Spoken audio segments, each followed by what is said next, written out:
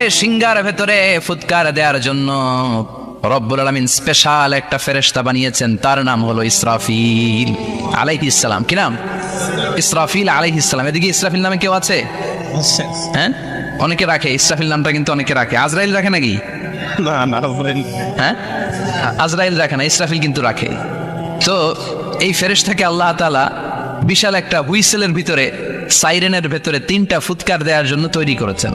তার ডিউটি হচ্ছে তার গোটা জীবন জুড়ে সে হুইসেলের ভেতরে 3টা ফু দিবে। এটার বাংলায় বলে সিংহা। বাংলায় কি বলে? সিংহায় ফু দিবে কয়টা? চিল্লায় বলেন।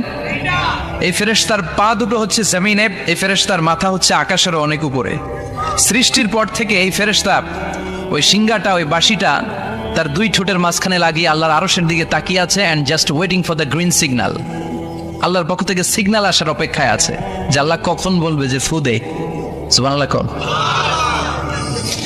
3টা ফু দেওয়ার জন্য রব্বুল আলামিন একটা ফেরেশতা বানালেন, ইসরাফিল ফেরেশতা। সৃষ্টির শুরু থেকে বিশাল সিংহাটাকে, সাইরেনটাকে, ট্রাম্পিটটাকে 2 ঠোঁটের মাঝখানে লাগিয়ে আল্লাহর আরশের দিকে তাকিয়ে আছে, কবে আমার প্রভু বলবে সাইরেনের মধ্যে বাঁশি বাজা। He is waiting.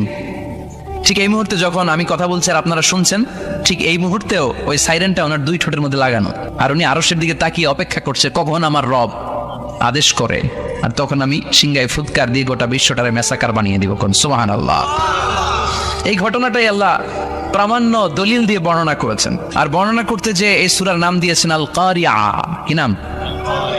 মানে বিকট আওয়াজ, ভয়ঙ্কর আওয়াজ, বজ্রনিনাদ, মহাপ্রলয়ের সেদিন এমন আওয়াজ হবে যে আওয়াজ পৃথিবীতে কেউ কোনোদিন আমরা শুনি নাই। পৃথিবীতে কে সবচেয়ে বড় আওয়াজের কি শুনেছেন বলেন? আপনার জীবনে ঘটে যাওয়া সবচেয়ে ভয়ঙ্করতম আওয়াজ শুনেছেন আপনি কবে বলেন তো? কেউ 1-2 জন বলেন আমারে। হ্যাঁ, ভয়ঙ্কর আওয়াজ রবিউল ভাই কবে শুনছেন? সিডরের সময়। হুজুরের সিডরের সময় ভয়ঙ্কর আওয়াজ শুনছে। সিডরের ভয়ঙ্কর আওয়াজ। হ্যাঁ, কিসের আওয়াজ? বজ্রপাত। বজ্রপাত, থান্ডার, ভয়ঙ্কর আওয়াজ হয়। বজ্রপাতকে আঞ্চলিক ভাষায় আপনারা কি বলেন? ঠেড়া। এই যে ঠেড়ার আওয়াজটা আসলেই ভয়ঙ্কর। আমি বছরের বেশিরভাগ সময় জুড়ে থাকি মালয়েশিয়াতে। মালয়েশিয়ার পাশের দেশ সিঙ্গাপুর। পৃথিবীতে যেই কয়েকটা দেশে সবচেয়ে বেশি বজ্রপাত রেকর্ড করা হয়, এর মধ্যে একটা হচ্ছে সিঙ্গাপুর, আর একটা হচ্ছে ভুটান। এই দেশগুলোতে সবচেয়ে বেশি বজ্রপাত পড়ে। ভয়ঙ্করতম বজ্রপাতের আওয়াজ। আসলে এই বজ্রপাতের আওয়াজ খুব বিকট আওয়াজ। আপনি ঠিকই বলেছেন। আর আপনাদের জীবনে ঘটে যাওয়ার সবচেয়ে ভয়ঙ্করতম আওয়াজ কে কোন দিন শুনেছেন বলেন? আদনান গাজী ভাই, আপনি কি শুনছেন জীবনে সবচেয়ে ভয়ঙ্কর আওয়াজ? গাড়ির চাকা যদি ব্রাস্ট হয়, তাফসীর মাহফিলে যায় তো কমন পড়ে গেছে হুজুরের। তো রাতের বেলায় কিন্তু আমরা যারা ময়দানে কথা বলি, আমাদের এক জেলা থেকে আরেক জেলায় ঘুরতে হয়। ভবঘুরে জীবন আমাদের। কোরআনের বাণীকে পৌঁছে দেওয়ার দায়িত্ব আমরা নিয়েছি, বাণীবাহকের কাজ আমাদের। তো রাত্রিবেলা মাঝে মাঝে আমরা এরকম ট্রাকের টায়ার পাংচার হলে বিকট আওয়াজ হয়, রিক্সার টায়ার পাংচার হলে বিকট আওয়াজ হয়, মানুষ ভয় পেয়ে যায়। আসলেই অনেক বড় আওয়াজ। আর জীবনে কে কে আওয়াজ শুনেছেন? আওয়াজ হয় কিসে? জেনারেটর যদি ব্রাস্ট হয়, ট্রান্সমিটার যদি ব্রাস্ট হয়, আওয়াজ হয় না? আওয়াজ হয়। হ্যাঁ, হেলিকপ্টার। হ্যাঁ, হেলিকপ্টার যখন ল্যান্ড করে তখনও ভয়ঙ্করতম আওয়াজ হয়। বিমান যখন টেক অফ করে, ল্যান্ড করে, ভয়ঙ্কর আওয়াজ হয়। এরপরে লোহার মধ্যে যদি হাতুড়ি দিয়ে পিটায়, যখন তারা কাজ করে, ভয়ঙ্কর আওয়াজ হয়। ট্রেনের যে হর্ন বাজায়, যে ট্রেন আসতেছে, মাঝখানে চমৎকার কথা বলেছেন, মাঝখানে ওই যে ক্রসিং থাকে, ক্রসিং আটকে দিয়ে একটা হুইসেল বাজায়, বিকট আওয়াজ হয়। আর এই তো বেরোচ্ছে। আর কি আছে এরকম আওয়াজ? কে কোথায় শুনছেন? হ্যাঁ, এক্সক্লুসিভ আওয়াজ। হ্যাঁ, বিভিন্ন জায়গায় এক্সক্লুসিভ সাউন্ড হয়, ভয়ঙ্কর আওয়াজ। আর কোথায় কি শুনেছেন? দপ্তরে যখন হাই স্কুলে ঘন্টা বাজায়, ছুটির ঘন্টা, কাছে দাঁড়ানো যায়, বিকট আওয়াজ হয়।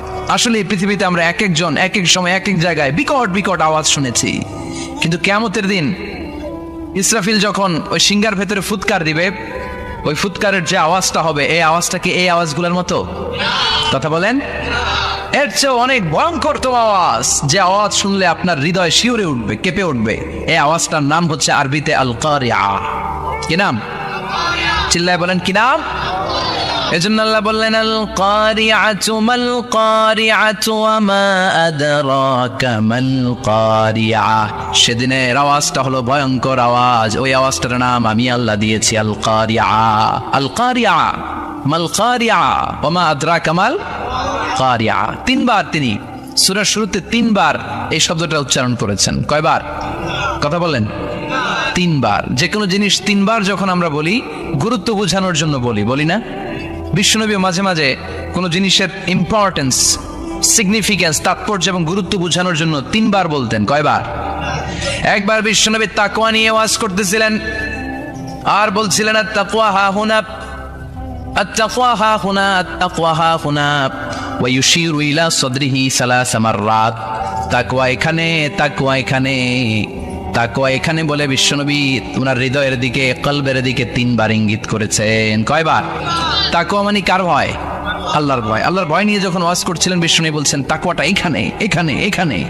তেমনি মক্কাবাসীদের কাছে যখন সূরাতুল কারিআ নাজিল হয়েছে, মক্কার কাফির মুশরিকদের দৃষ্টি আকর্ষণের জন্য আল্লাহ তাআলা এই সূরার শুরুতে আল কারিআ শব্দটা একবার নয়, দুইবার নয়, তিনবার উল্লেখ করেছেন। পড়েন সুবহানাল্লাহ।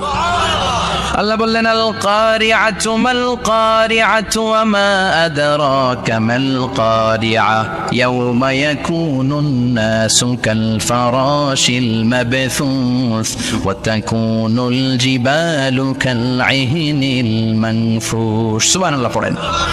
আল্লাহ বললেন বিকট একটা আওয়াজ হবে, তিনটা আওয়াজ করার জন্য, তিনটা হুইসেল বাজানোর জন্য ইসরাফিলকে আমি বানালাম।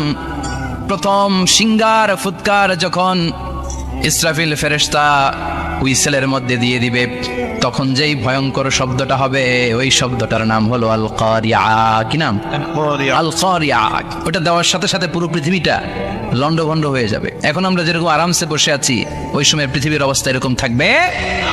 আল্লাহ বললেন ইয়াওমা ইয়াকুনুন নাসু কাল ফারাশিল মাবথুস ওয়া তাকুনুল জিবালু কাল ইহনিল মানফুশ। সেদিন মানুষগুলো বিক্ষিপ্ত পতঙ্গের মতো নিক্ষিপ্ত হবে, পাহাড়গুলো ভেঙে খান খান হয়ে যাবে, তুলার মতো পাহাড় ধ্বনিত হতে থাকবে, তুলার মতো। সুবহানাল্লাহ পড়ে। মানুষগুলো ছিটকে পড়বে। এই পৃথিবীর মাধ্যাকর্ষণ শক্তি থাকার কারণে আমরা ছিটকে পড়ি না। এই যে বসে আছি, সবকিছু পৃথিবীর মধ্যে লেগে আছে। এটার কারণ দ্য গ্র্যাভিটেশনাল ল, গ্র্যাভিটেশনাল পাওয়ার। এটা পৃথিবীর সবকিছু তার কেন্দ্রের দিকে টেনে রাখে। কিন্তু কিয়ামতের দিন আল্লাহ পৃথিবীটারে ধরে যখন একটা ঝাঁকুনি দিবেন, একটা কাঁপুনি দিবেন, একটা ভাইব্রেশন দিবেন, একটা আর্থকোয়াক, একটা ভূমিকম্প দিবেন, মুহূর্তের মধ্যেই পুরো পৃথিবীর সবকিছু ছিটকে পড়ে যাবে। চিল্লায় পড়েন আল্লাহু আকবার। মানুষগুলো পৃথিবীতে বসে থাকতে পারবে না, দাঁড়িয়ে থাকতে পারবে না, ডানে বায়ে সামনে পিছনে কে কোথায় ছিটকে পড়বে কোনো ইয়ত্তা থাকবে না। কাল ফারাশিল মাবথুস। মানুষগুলো বিক্ষিপ্ত পতঙ্গের মতো নিক্ষিপ্ত হবে। শীতকালে ছেলেপেলেরা গ্রামাঞ্চলে অনেক সময় র্যাকেট খেলে না, ব্যাডমিন্টন খেলে, দেখবেন ওই খেলার জন্য শীতকালে ক্ষেতের মাঝখানে বাঁশ গেড়ে দেয় আর বাঁশের মধ্যে লাইট লাগায়। এলাকায় খেলেনি? এই রাত্রিবেলা বাঁশ গেড়ে দিলে ওর মধ্যে লাইট লাগালে কোত্থেকে যেন অনেক পোকা চলে আসে, ডান দিকে একটা, বাঁ দিকে একটা, সামনে পেছনে ছিটকে ছিটকে পড়ে। কিয়ামতের সেই কঠিন দিন মানুষগুলো বিক্ষিপ্ত এরকম পতঙ্গের মতো ডানে বায়ে ছিটকে ছিটকে পড়বে। পাহাড়গুলো চূর্ণ বিচূর্ণ হয়ে যাবে, ভেঙে খান খান হয়ে যাবে। তুলাকে ধ্বনিত করলে তুলা যেমনি ধ্বনিত হয়, তুলার মাঝখানে লাঠি দিয়ে পেটালে, তুলাকে পাতলা করার জন্য, আরামদায়ক করার জন্য, মোটা বানানোর জন্য যখন লাঠি দিয়ে ধ্বনিত করা হয়, দেখবেন সামান্য তুলার ধুলিকণা, ছিটেকণা বাতাসের মধ্যে শূন্যে ভাসে। ফু মারলে আরো দূরে যায়, ফু মারলে আরো দূরে যায়। বাতাসের ছাপটা ওইটা কোথায় যে চলে যায় কেউ জানে না। পৃথিবীর বড় বড় সাইজের পাহাড়গুলো সেদিন এই তুলার মতো, তুলা যেমনি বাতাসে ধ্বনিত হয়, পাহাড়গুলো সেদিন তুলার মতো বাতাসে ধ্বনিত হতে থাকবে। চিল্লায় এখন আল্লাহু আকবার। এই পৃথিবীর সবচেয়ে বড় পাহাড়ের নাম মাউন্ট এভারেস্ট। বিশাল বড় পাহাড়, উপরে শুধু বরফ আর বরফ। এটা বলে হিমালয়, বাংলায় কি বলে?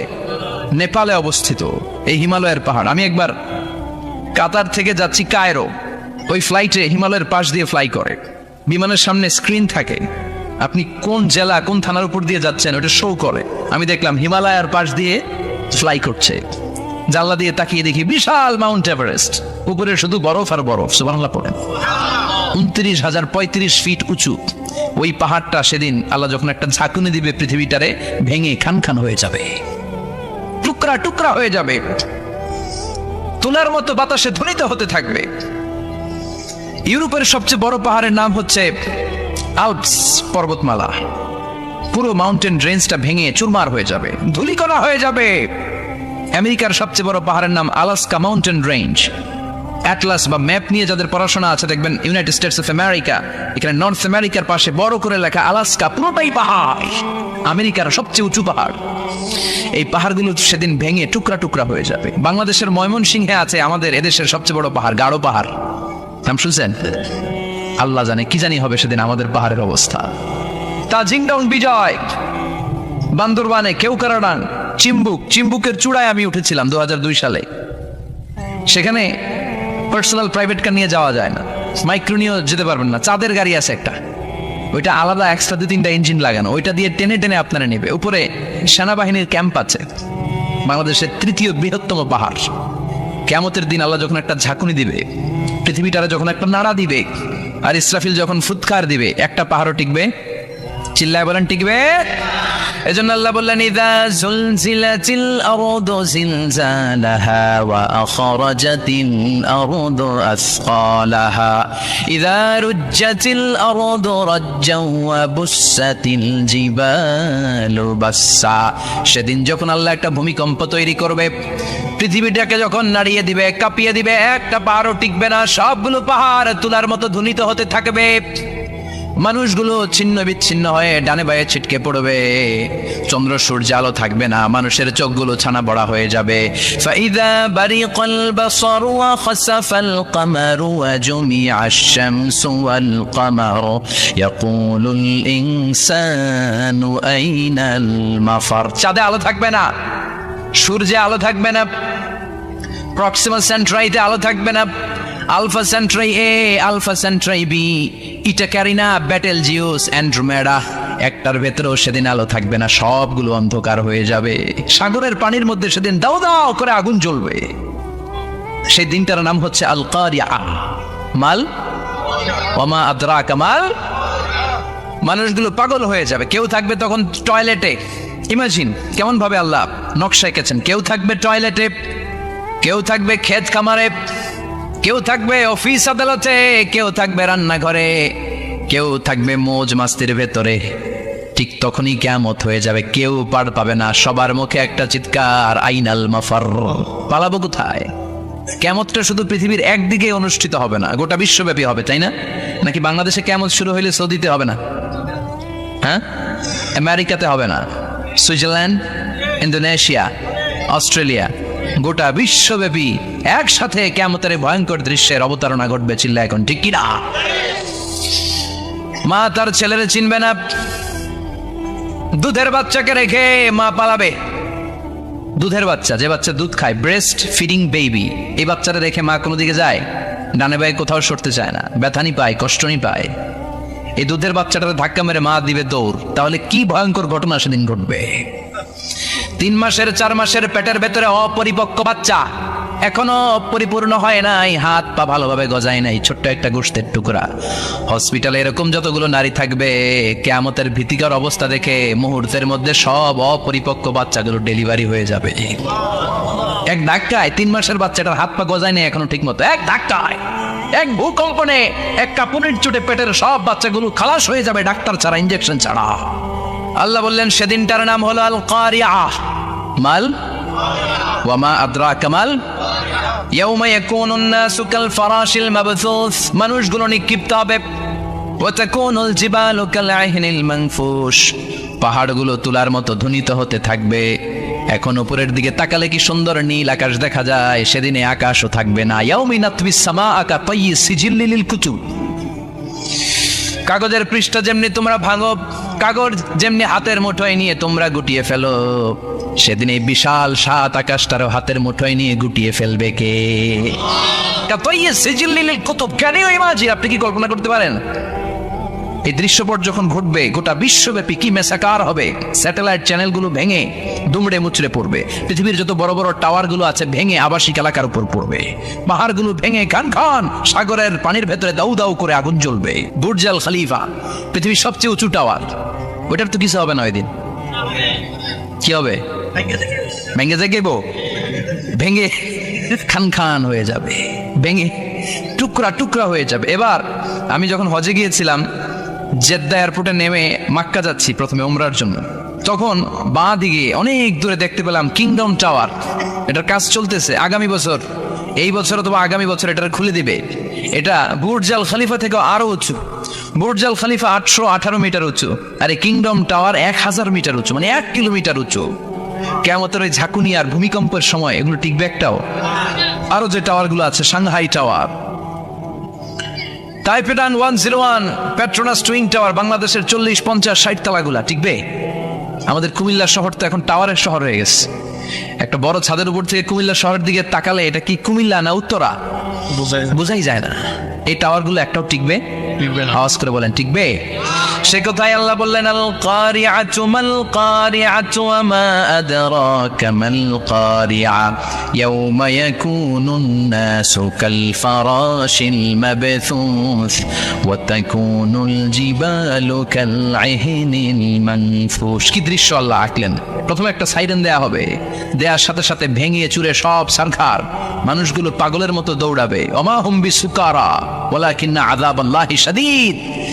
মানুষগুলোর দৌড়াদৌড়ি দেখলে মনে হবে যে মাতালের মতো দৌড়াচ্ছে, রেড ওয়াইন খেয়ে, উইস্কি খেয়ে, মদ খেয়ে পাগলের মতো দৌড়াচ্ছে।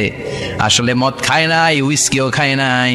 সেদিন আল্লাহর আযাব এত ভয়ঙ্কর হবে, মানুষগুলো সব হয়রান হয়ে যাবে, মানুষগুলো পাগলের মতো দৌড়াবে। সাগরের পানিতে দাউ দাউ করে আগুন, স্যাটেলাইট ভেঙে খান খান, বিল্ডিং গুলো ভেঙে ভেঙে পড়ছে, পাহাড়গুলো ধ্বনিত হচ্ছে, গোটা বিশ্বব্যাপী বিকট আওয়াজ। পৃথিবীর যখন ঠিক এইরকম অবস্থা, আল্লাহ তাআলা ইসরাফিলকে বলবে, ইসরাফিল, 3টা ফুৎকার দেওয়ার জন্য তোকে তৈরি করেছি, এবার দ্বিতীয় ফুৎকারটা দে। তাকে ফুৎকার দিতে হবে মোট কয়টা? আরো জোরে বলেন। সে কেবল একটা দিয়েছে, এবার দ্বিতীয় ফুৎকার দিবে।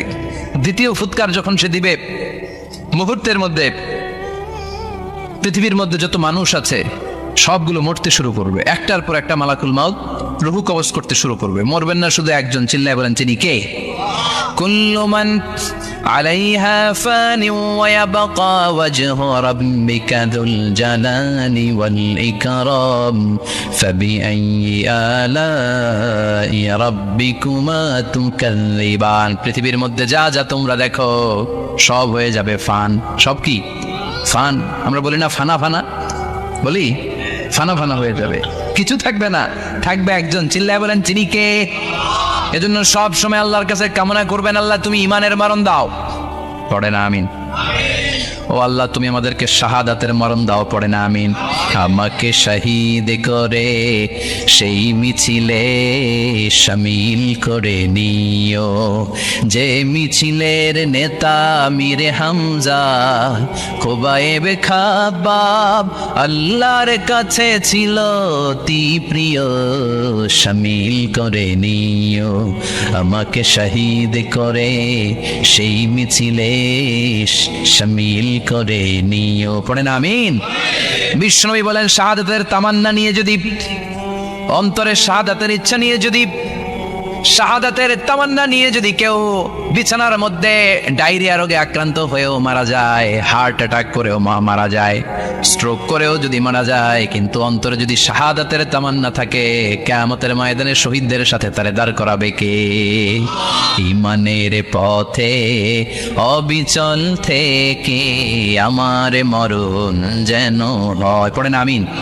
আমার সাথে সাথে বলেন, ঈমানের পথে অবিচল থেকে আমার মরণ যেন হয়। তোমারই কাছে মিনতি আমার, তোমারই কাছে মিনতি আমার, মহামহিম দয়াময়। ঈমানের পথে অবিচল থেকে আমার মরণ যেন হয়। পড়েন আমিন? ঈমানের মৃত্যু এক আল্লাহ ছাড়া কেউ দিতে পারে না, শাহাদাতের মৃত্যু আল্লাহ ছাড়া কেউ দিতে পারে না। এজন্য আখের যদি ভালো হয় সব ভালো তার, শেষ ভালো যার।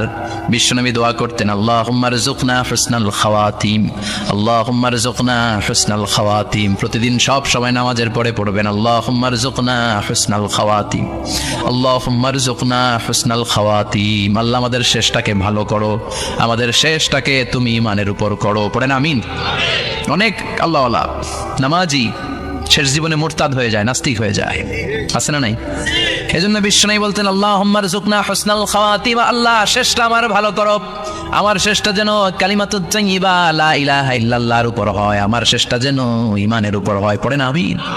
এক সাহাবা জিহাদের ময়দানে, বুখারীর বর্ণনা, যুদ্ধের ময়দানে সে সামনে যাই পাচ্ছে, লা তাজিদু শাযযা ওয়ালা ফাযযা ইল্লা ইয়াকতুলু বিসাইফি, বিশাল তলোয়ার নিয়ে আল্লাহু আকবার বলে বলে কাফের আর মুশরিকের বাচ্চাগুলোরে কচুকাটা করছে।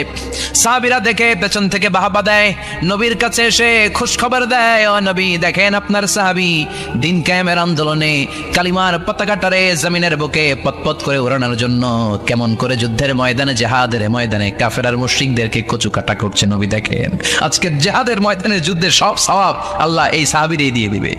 বিশ্বনবী বললেন, হুয়া ফিন্নার, সে জাহান্নামে যাবে। সাহাবীরা তো অবাক, জীবন বাজি রেখে তলোয়ার নিয়ে কাফিরদের সাথে যুদ্ধে ময়দানের মধ্যে লিপ্ত, একটার পর একটা কাফির গুলোরে হত্যা করে জাহান্নামের মেহমান করে পাঠায় দিচ্ছে। এই লোকটা কেমন করে জাহান্নামী হয়? বিশ্বনবী বললেন, হুয়া ফিন নার, এই লোকটা জাহান্নামে যাবে, এরে কেউ বাঁচাতে পারবে না, জাহান্নামী। এক সাহাবী মনে মনে বলল, এই লোকটা কেমন করে জাহান্নামী হয়, আমি তার পেছনে পেছনে দেখবো তার শেষ পর্যন্ত কি ঘটে, কারণ নবী যা বলে এটা তো কোনোদিন মিথ্যা হতে পারে। সাহাবী লুকিয়ে লুকিয়ে তার পিছনে নিল, দেখলো যুদ্ধ করতে করতে জিহাদের ময়দানে শত্রুদের মাঝখানে ঘাটির ভেতরে সে মারতে মারতে চলে গিয়েছে, মারতে মারতে কাফেরদের মাঝখানে এমন জায়গায় চলে গিয়েছে চারদিক থেকে কাফেররা তাকে ঘেরাও দিয়ে ফেলেছে। এবার আর সে পারে না, দীর্ঘ সময় যুদ্ধ করতে করতে এবার ক্লান্ত শ্রান্ত, এবার নিজেও মারে আবার মাইরও খায়, মারে এবার মাইরও খায়। খেতে খেতে হঠাৎ এক কাফেরের তলোয়ারের আঘাতে তার ডান হাত নাই, এক কোপে ডান হাতটা জমিনে পড়ে গিয়েছে, ফিনকে দিয়ে রক্ত, ব্লিডিং হতে হতে, রক্তপাত হতে হতে সাহাবী নিস্তেজ, আর পারে না, আর সহ্য করতে পারে না। শাহাদাতের জন্য অল্প একটু দেরি, এই অল্প একটু দেরি সাহাবীর আর সহ্য হয় নাই। ওই সাহাবী নিজের তলোয়ারটা জমিনের মধ্যে গেড়ে তলোয়ারের উপরে ঝাঁপিয়ে পড়েছে, তলোয়ারের এক মাথা পেটের এইখান দিয়ে ঢুকে পিঠের ওই পাশ দিয়ে বের হয়েছে। যে সাহাবী পেছন থেকে ফলো করেছে সে বলে, আশহাদু আন্না মুহাম্মাদ রাসূলুল্লাহ, আল্লাহু আকবার। দৌড়ে এসে নবীর কাছে বলে, ও নবী, আপনি যে নবী, শেষ নবী, আখিরি জামানার পয়গম্বর, আপনি যে বিশ্ব নবী, কোনো সন্দেহ নাই, আমি নিজ চোখে চাক্ষুষ দেখে এসেছি আপনার ওই সাহাবা আত্মহত্যা করে দুনিয়া থেকে বিদায় হয়েছে। এজন্য শেষটা কার, শেষটা কিভাবে যায় আমরা জানি। এজন্য আল্লাহর কাছে আমরা ফরিয়াদ করি আমাদের মৃত্যু যেন ঈমানের মৃত্যু হয়। আমিন পড়েন, আর জোরে পড়েন আমিন। দ্বিতীয় ফুৎকার দেওয়ার সাথে সাথে আল্লাহ মালাকুল মাউতকে বলবে, ও মালাকুল মাউত, পৃথিবীর সব মানুষগুলোর রূহ কবজ কর, সব মানুষের রূহ কবজ হয়ে যাবে, সব জিনদের রূহ কবজ কর, সব জিনদেরও রূহ কবজ হয়ে যাবে। এবার সব ফেরেশতাদের রূহ কবজ কর, সব ফেরেশতাদের রূহ কবজ হয়ে যাবে। আল্লাহ বলবেন, আখবিরনি মান ইয়াবকা, আর কে কে বেঁচে আছে বল। মালাকুল মউত বলবে, আল্লাহ মানুষগুলো সব শেষ, জিনগুলো শেষ, ফেরেশতাগুলো শেষ, শুধুমাত্র 4 জন বড় বড় ফেরেশতা এখনো মরে নাই। আল্লাহ বলবে, যা জিব্রাইল, মিকাইল, ইসরাফিল, যে ইসরাফিলের ফুৎকারে কিয়ামত হয়েছে ওই ইসরাফিলকেও শেষ করে ফেল। জিব্রাইল, ইসরাফিল, মিকাইল সব শেষ, এবার মহাবিশ্বে কেউ নাই। আল্লাহ বলবেন, আখবিরনি মান ইয়াবকা, ও মালাকুল মাউত আজরাইল, এবার কে আছে? কই কেউ নাই, সব শেষ। কেউ আছে? কেউ নাই, সব শেষ, আছে শুধু আল্লাহ আর মালাকুল মাউত, ঠিক কি না? আল্লাহ বলবে, আখবিরনি মান ইয়াবকা, ও মালাকুল মাউত, আমারে বল কে আছে? কই আমি আছি। কই তুই মর। আমি আছি, আমি। আল্লাহ বলবে, তাহলে এবার তুই মর। তুই মর শোনার সাথে সাথে মালাকুল মাউতের কাঁপুনি ছুটে যাবে, খিচুনি ছুটে যাবে, ভয়ে ভয়ে খিচুনি ছুটে যাবে, কারণ মৃত্যুটা তো সে দেখেছে। দুইটা সিস্টেমে মালাকুল মাউত রূহ কবজ করে। আপনারা যারা আল্লাহওয়ালা, আপনাদের মাথার সামনে এসে সুশ্রী, যত সুন্দর হতে পারে একজন মানুষ, এরকম একজন মানুষের চেহারায় আসবে আপনাদের কাছে, এসে সুগন্ধি পারফিউম মাখা সাদা ধবধবে কাপড় পরে এসে আপনার শিওরে বসবে, এসে খুবই বিনয়ের সাথে ভদ্রতার সাথে বলবে, ইয়া আইয়াতুহান নাফসুল মুতমাইন্না, ইয়া আইয়াতুহান নাফসুল মুতমাইন্না, ইয়া আইয়াতুহান নাফসুত তাইয়্যিবা, হে পবিত্র আত্মা বেরোয় আয়। বলার সাথে সাথে আপনার রুহুটা স্মুথলি বের হয়ে যাবে। ইয়াতি বিহানুত মিন হানুতিল জান্নাহ, কাফান মিন আকফানিল জান্নাহ, জান্নাতের হানুতে করে কাফনের মধ্যে পেঁচিয়ে আপনার রুহুটারে মালাকুল মউত ইল্লিনে নিয়ে যাবে। আল্লাহ আমাদের সবার নসিবে এই ঘটনা তুমি জারি করে দিও, আমিন। আর যারা ইসলাম মানে নাই, কোরআন মানে নাই, বিশ্বনবীরা মানে নাই, তাদের সামনে কুৎসিত আকৃতির একটা ভয়ঙ্কর চেহারা নিয়ে আসবে। বিআকবাহি মা ইয়াকুন, হাদিসে এসেছে, যত খারাপ হতে পারে একজন মানুষের চেহারা, যত দুর্গন্ধযুক্ত হতে পারে একজন মানুষের দেহ, বিদঘুটে ভয়ঙ্কর রাক্ষসে এক চেহারা নিয়ে আসবে। মুমিনের সামনে এসে যেমনি ভদ্রভাবে বসে যায়, সে এরকম আসবে না, সে ত্রাস সৃষ্টি করবে। ডাকাত যখন আপনার অ্যাটাক করে এমন ত্রাস সৃষ্টি করবে, কোপ মেরে আঘাত করে আপনি ভয়ে সব দিয়ে দিবেন। ওনারা দেখলে আপনার পিলে চমকে যাবে। ভয়ঙ্কর দুর্গন্ধযুক্ত কালো একটা ড্রেস পরে আপনার সামনে এসে এমন ত্রাস সৃষ্টি করে বসবে, ওইটা দেখলে অবস্থা খারাপ। চিৎকার দিয়ে ধমকাবে আর বলবে, ইয়া আইয়াতুহান নাফসুল খাবিসা, হে পাপাত্তা বের হয়ে আয় ইলা গাদাবিল্লাহ, আল্লাহর ক্ষোভ, আল্লাহর রাগের দিকে তুই বের হয়ে আয়। মুমিনের আত্মাটা যেমনি স্মুথলি বের হয়ে এসেছে, কাফেরের আত্মাটা বলার সাথে সাথে বেরোতে চাইবে না। আত্মাটা একবার ডানে দৌড়, একবার বায়ে দৌড়, একবার সামনে দৌড়, আর একবার পিছনে দৌড়। এবার মালাকুল মউত আরো হিংস্র হয়ে যাবে, পা থেকে টান মেরে সারা দেহ থেকে খিচুনি দিয়ে পুরো দেহটারে চাপতে চাপতে জীবিত একটা ছাগলের চামড়া জীবিত অবস্থায় তার দেহ থেকে উল্টো দিকে টেনে টেনে বের করলে যেমন কষ্ট হয়, একজন কাফেরের রুহু দেহ থেকে টেনে হিচড়ে মালাকুল মউত বের করে ফেলবে। এজন্য আল্লাহর কাছে আমরা চাই, ইমানের পথে অবিচল থেকে আমার মরণ যেন হয়। প্রতিদিন পড়বেন এটা দোয়া, ইমানের পথে থেকে যেন আমাদের মৃত্যু হয়। পড়েন আমিন। মালাকুল মউত এই দৃশ্যগুলো নিজেই ঘটিয়েছে, তার জানা আছে মৃত্যুর কত কষ্ট। আল্লাহ বলবেন মর, বলার সাথে সাথে কাঁপুনি ছুটে যাবে। আল্লাহ বলবেন কেঁপে লাভ নাই, মর, মরতে হবেই, কারণ কুল্লু নাফসিন, everyone has to take the taste of death. সবাইকে মৃত্যু নিতে হবে, গ্রহণ করতে হবে স্বাদ। The most certain thing in our life is death, but the most uncertain thing in our life is the time of death. আমাদের জীবনের সবচাইতে সুনিশ্চিত বিষয় হচ্ছে যে আমরা মরবো, এটা আমরা সবাই জানি না। কিন্তু সবচাইতে অনিশ্চিত বিষয় হচ্ছে যে আমরা কখন মরবো, এটা আমরা কেউ জানি না। জানি মালাকুল মউত কাঁপতে থাকবে। আল্লাহ বলবেন জান্নাত এবং জাহান্নামের মাঝ বরাবর একটা জায়গা আছে, আল আরাফ, ওইখানে দাঁড়া।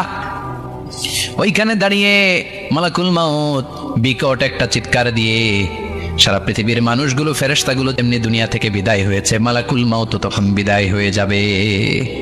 সেদিন বিকট একটা চিৎকার মেরে তিনি বিদায় হবেন। বিশ্বনবী বলেন মালাকুল মউতের মরণের সময় সেই চিৎকারটা ওই দিন এত ভয়ঙ্কর হবে, দুনিয়াতে যদি তখন মানুষ থাকতো, কিয়ামত ঘটানোর জন্য আলাদা করে ইসরাফিলের সিংগায় ফুৎকার দেওয়ার আর দরকার হতো না। মালাকুল মউতের মরণের কষ্টের ওই চিৎকারের আওয়াজ শুনলে মানুষগুলো সব কানের পর্দা ফেটে জমিনের মধ্যে তখনই লাশ হয়ে পড়ে যেত। মালাকুল মউত এখন আর নাই, ডানে বায়ে সামনে পেছনে কেউ নাই, একজন ছাড়া, তিনি কে? আল্লাহ তখন বলবেন ইয়া আরদু আইনা নাহারুকি, পৃথিবী তোর নদীগুলো কই, বিল্ডিং গুলো কই, রাজা বাদশাগুলো কই, পৃথিবীর নাজ নেয়ামত কই, ভোগের দুনিয়া আজকে কোথায়, অহংকার দাপট আর ক্ষমতার বড়াই আজকে কোথায়? লিমানিল মুলকুল ইয়াউম, who belongs the kingdom today, আজকে ক্ষমতা কার? চিল্লায় বলেন তো, সেদিন ক্ষমতা হবে কার? লিমানিল মুলকুল ইয়াউমা লিল্লাহিল ওয়াহিদিল কাহ্হার, ক্ষমতা সেদিন কারো নয়, ক্ষমতার মালিক একজন, তিনি কে? সব ক্ষমতার মালিক আল্লাহ, কেউ নাই, সব মরে গেছে। এভাবে যে কত হাজার কোটি বছর আল্লাহ একা থাকবেন এটা আল্লাহ জানেন, আমরা কেউ জানি? ইসরাফিলকে আল্লাহ বানিয়েছিলেন সিংহায় 3টা ফুৎকার দেওয়ার জন্য। চিৎকার করে বলতে হবে কয়টা? দিছে কয়টা? বাকি আছে কয়টা? এবার রব্বুল আলামিন ইসরাফিলকে জীবিত করবেন, জীবিত করে বলবেন তাড়াতাড়ি 3য় ফুৎকার দিয়ে তোর ডিউটি শেষ কর। সুবহানাল্লাহ পড়েন। ইসরাফিল এবার 3য় ফুৎকার দিবে। 3য় ফুৎকার দেওয়ার সাথে সাথে পৃথিবীর বিভিন্ন প্রান্ত থেকে, মহাবিশ্বের বিভিন্ন প্রান্ত থেকে মানুষের জিনগুলো দাঁড়াতে শুরু করবে। বিমান দুর্ঘটনায় যারা মারা গিয়েছে, ছাই হয়েছে, ছাই থেকে উঠে দাঁড়াবে। তিমি মাছের খাবার হয়ে সাগরের মধ্যে মিশে গিয়েছিল, সাগর থেকে দাঁড়াতে শুরু করবে। পাহাড়ের মধ্যে যারা মারা গিয়েছে, পাহাড় থেকে উঠবে। হিন্দুদের শ্মশানের মধ্যে যেখানে লাশ পোড়ানো হতো, ওখান থেকে দাঁড়াবে। মানুষগুলো কবর থেকে উঠবে, যে যেখানে মারা গিয়েছে সেখান থেকে দাঁড়াবে। মিনহা ফালাকনাকুম ওয়া ফিহা নুঈদুকুম ওয়া মিনহা নুখরিজুকুম তারাতান উখরা, মাটি থেকে বানালাম, মাটির কবরে পাঠালাম, আবার মাটির কবর থেকে দাঁড় করায় দিবে কে?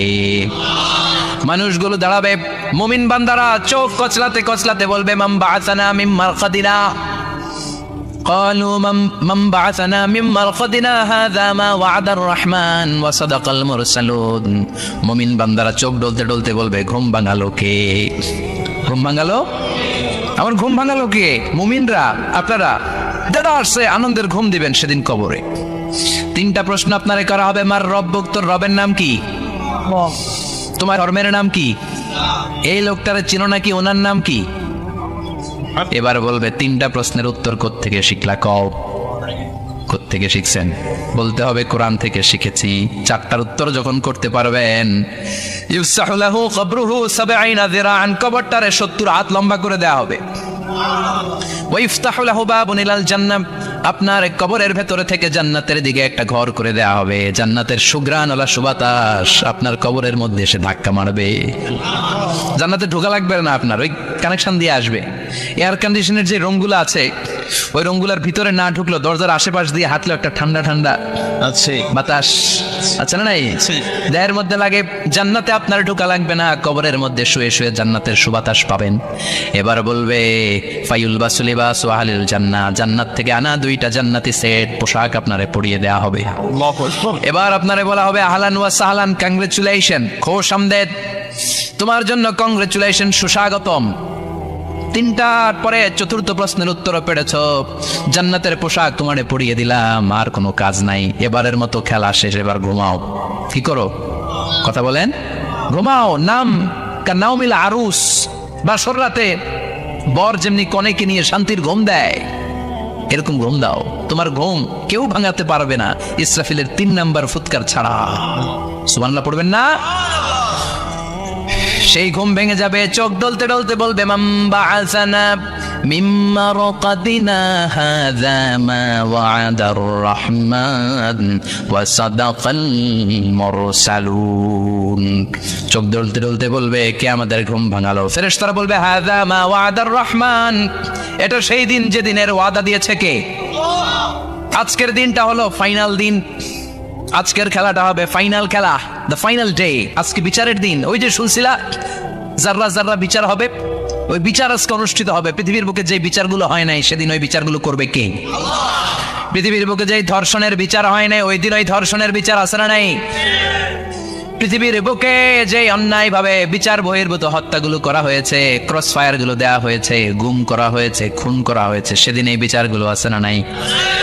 পৃথিবীর বুকে জুলুম করে একজনের জমি আরেকজন মাইরা খাইছে, ওনার দাপট ছিল, ওনার উপরে কোনো কথা ছিল না গ্রামে, কিন্তু কিয়ামতের এই কঠিন দিনে এগুলোর বিচার আছে না নাই?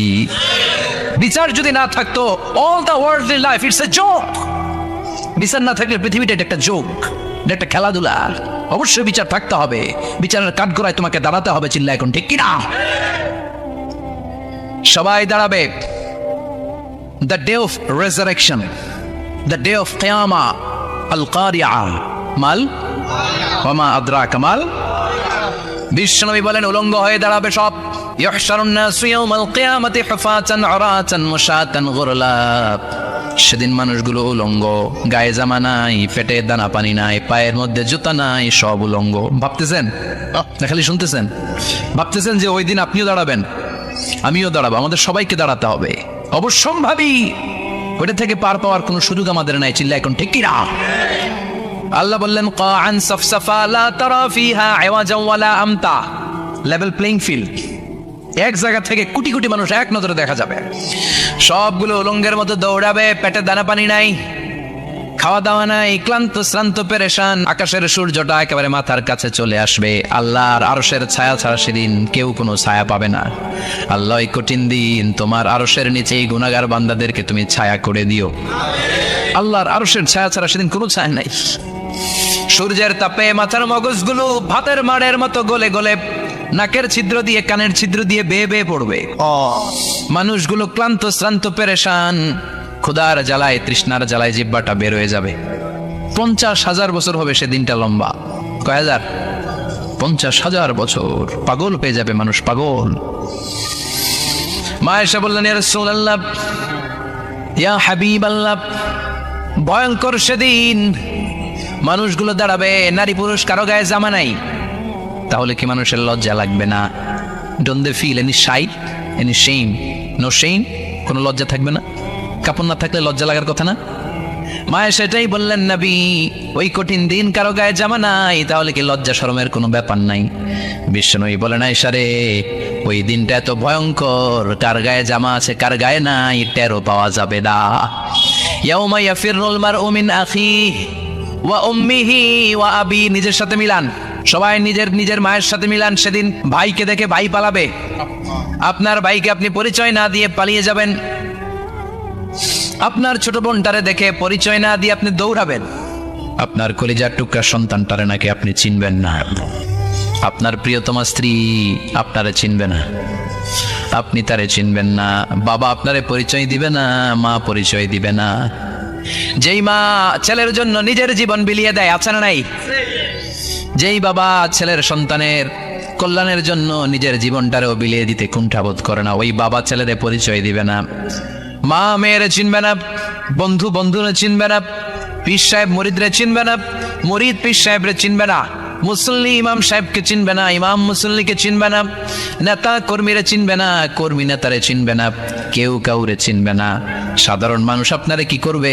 নবীরাও বলবে ইয়া নাফসি, সব নবীর মুখের জিকির ইয়া নাফসি, ইয়া নাফসি। বাঁচানোর কেউ নাই। 50,000 বছর মানুষগুলো ছুটতে ছুটতে সৈয়দনা আদম আলাইহিস সালামের কাছে যাবেন, নূহ আলাইহিস সালাম, ইব্রাহিম আলাইহিস সালাম, মূসা আলাইহিস সালাম, সবাই বলবে পারবো না, আমাদের পক্ষে করা কিছু সম্ভব না। আজকে আল্লাহ এত রাগান্বিত হয়েছে, এত রাগান্বিত আল্লাহ পৃথিবীতে কোনোদিন হন নাই, আবার এর চেয়ে বেশি রাগান্বিত সামনেও কোনোদিন হবেন না।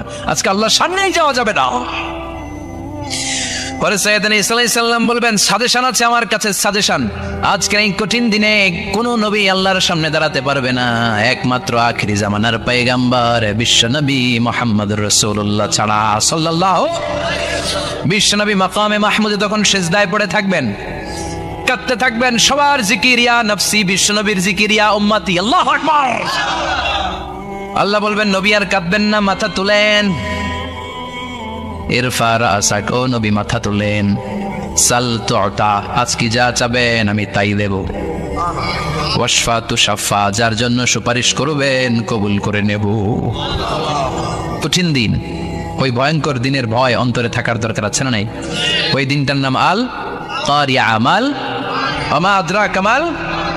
এরপর আল্লাহ বললেন, ফাআম্মা মান সাকুলাত মাওয়াজিনুহু ফাহুয়া ফি ঈশাতির রাদিয়াহ ওয়া আম্মা মান খাফফাত মাওয়াজিনুহু ফাউম্মুহু হাওিয়া ওয়া মা আদরাকা মা হিয়া নারুন হামিয়া। পড়েন আল্লাহু আকবার। দেখেন বর্ণনাটা কেমন করে দিচ্ছেন। আল্লাহ বললেন, সেদিন আমি মিজানের পাল্লায় তোমাদের সব কিছুর ওজন দেব। মিজানের বহুবচন হচ্ছে মাওয়াজিন। মিজান মানে দাড়িপাল্লা, মিজান মানে কি? বহুবচন কি? মাওয়াজিন। আল্লাহ বললেন, ফাআম্মা মান সাকুলাত মাওয়াজিনু, এই মিজানের পাল্লা যদি কেউ ভারী করতে চান, একটা দোয়া সকাল সন্ধ্যা পড়বেন, সুবহানাল্লাহি ওয়া বিহামদিহি, সুবহানাল্লাহিল আযীম। আমার সাথে সাথে আওয়াজ করে পড়েন, সুবহানাল্লাহি ওয়া বিহামদিহি, সুবহানাল্লাহিল আযীম, সুবহানাল্লাহি ওয়া বিহামদিহি, সুবহানাল্লাহিল আযীম। বিশ্বনবী বলেন, এই দুইটা বাক্য জিহ্বায় উচ্চারণ করতে পাতলা, আল্লাহর কাছে বড্ড প্রিয়, কিন্তু মিজানের পাল্লায় রেখে দিলে ওজন হয়ে যাবে, বিশাল ওজন, আপনার ওজনের পাল্লা ভারী করে ফেলবে। সেদিন আল্লাহ মিজানের পাল্লায় জাররা জাররা হিসাব করবেন। মিজানের শাব্দিক সুন্দর অর্থ হচ্ছে নিক্তি পাল্লা। কি পাল্লা? কথা বলেন। মিজানের পাল্লার শাব্দিক বাংলা অর্থ হচ্ছে, সুন্দর অর্থ হচ্ছে নিক্তি পাল্লা। দাড়ি পাল্লাতে আলু মাপে, ডাল মাপে, চাল মাপে, এগুলো মাপে। নিক্তি পাল্লাতে স্বর্ণ মাপে, ঠিক কিনা? দাড়ি পাল্লা দিয়ে স্বর্ণ মাপতে দেখছেন? নিক্তি পাল্লা দিয়ে মাপে, কারণ দাড়ি পাল্লায় খুব সূক্ষ্ম হিসাব করা যায় না। 2-4টা চাল ডাল বেশি কম এদিকে যাক ওদিকে যাক তেমন সমস্যা নাই, কিন্তু স্বর্ণ যদি কিছু বেশি কম যায়, আমও শেষ, সালাও, ব্যবসা শেষ।